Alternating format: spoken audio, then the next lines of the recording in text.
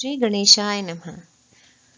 आज हम चैत्र माह में कृष्ण पक्ष की एकादशी, जिसे कि पाप मोचनी एकादशी कहा जाता है, उसकी कथा सुनेंगे तथा इसके महत्व के बारे में भी जानेंगे और यह भी जानेंगे कि ये एकादशी इतनी महत्वपूर्ण क्यों है। यह एकादशी दो प्रमुख त्योहारों होली और नवरात्रि के मध्य में पड़ती है।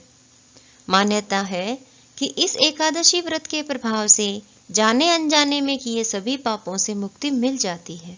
इस दिन व्रत रखकर भगवान विष्णु की विधि विधान से पूजा की जाती है, साथ ही व्रत कथा भी पढ़ी जाती है। पाप मोचनी एकादशी के नाम से ही सिद्ध होता है कि पापों का नाश करने वाली एकादशी। पुराणों में बताया गया है कि जो मनुष्य तन मन की शुद्धता और नियम के साथ पाप मोचनी एकादशी का व्रत करता है और जीवन में दोबारा कभी गलत काम न करने का संकल्प लेता है, उसके सभी पाप नष्ट हो जाते हैं, उसे सभी दुखों से छुटकारा मिल जाता है और मनुष्य को मानसिक शांति प्राप्त होती है। चलिए शुरू करते हैं पाप मोचनी एकादशी की कथा का महात्म्य। युधिष्ठिर ने पूछा, भगवन, फाल्गुन शुक्ल पक्ष की आमल की एकादशी के महात्म्य मैंने सुना, अब चैत्र कृष्ण पक्ष की एकादशी का क्या नाम है, यह बताने की कृपा कीजिए। भगवान श्री कृष्ण बोले, राजेंद्र सुनो, मैं इस विषय में एक पाप नाशक उपाख्यान सुनाऊंगा, जिसे चक्रवर्ती नरेश मानधाता के पूछने पर महर्षि लोमेश ने कहा था। मानधाता बोले, भगवन, मैं लोगों के हित की इच्छा से यह बात सुनना चाहता हूँ कि चैत्र मास के कृष्ण पक्ष में किस नाम की एकादशी होती है, उसकी क्या विधि है तथा उससे किस फल की प्राप्ति होती है, कृपया ये सब बातें बताइए। लोमश जी ने कहा, नृपश्रेष्ठ, पूर्व काल की बात है, अप्सराओं से सेवित चैत्र रथ नामक वन में, जहाँ गंधर्वों की कन्याएं अपने किंकरों के साथ बाजे बजाती हुई विहार करती है, मंजू घोषा नामक अप्सरा मुनिवर मेधावी को मोहित करने के लिए गई। वे महर्षि उसी वन में रहकर ब्रह्मचर्य का पालन करते थे। मंजू घोषा मुनि के भय से आश्रम से एक कोस दूर ही ठहर गई और सुंदर ढंग से वीणा बजाती हुई मधुर गीत गाने लगी।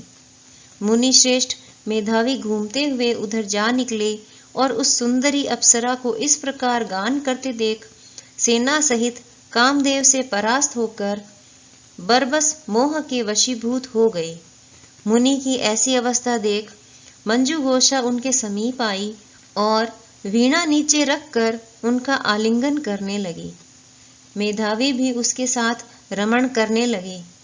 कामवश रमण करते हुए उन्हें रात और दिन का भी भान न रहा।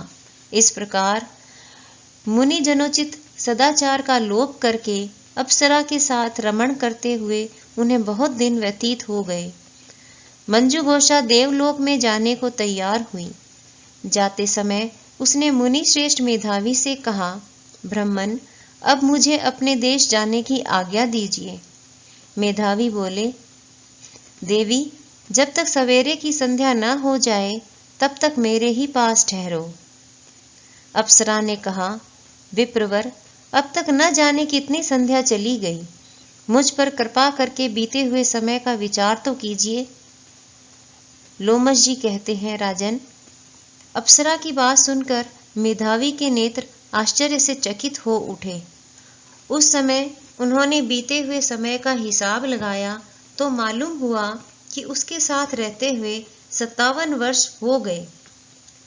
उसे अपनी तपस्या का विनाश करने वाली जानकर मुनि को उस पर बड़ा क्रोध हुआ। उन्होंने शाप देते हुए कहा, पापिनी, तू पिशाची हो जा। मुनि के शाप से दग्ध होकर वह विनय से नतमस्तक हो बोली, विप्रवर, मेरे शाप का उद्धार कीजिए।